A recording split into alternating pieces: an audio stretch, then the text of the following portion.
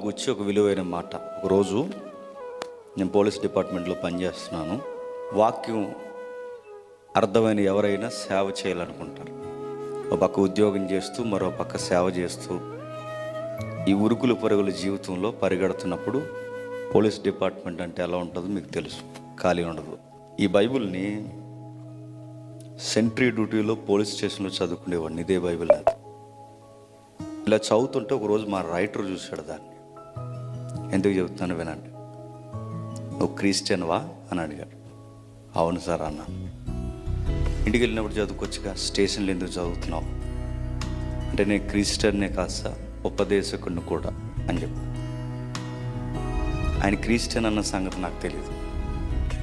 తర్వాత ఒక మాట అన్నాడు ఆయన, ఉద్యోగాలు ఇవన్నీ కాదు కానీ సేవ గొప్పదయ్యా అన్నాడు. ఏ సార్ అని అడిగితే ఏమన్నాడంటే, ఒక కలెక్టర్ పదవి చేసినంత కాలం గౌరవిస్తారు, మన ఎస్పీని పవర్లో ఉన్నంత కాలం గౌరవిస్తారు, మన ఒక సేవకుడు చనిపోయిన ఫోటోను గౌరవిస్తారు. అదయ్యా సేవ అంటే. అలాంటి గొప్ప సేవకు నీకు పిలుపుంటే ఈ బోర్డు ఉద్యోగం చేయకపోయినా పర్లేదు, త్వరగా సేవకు వెళ్ళిపోవాలి. అంత గొప్ప పరిచర్య సమాజానికి అర్థమైంది.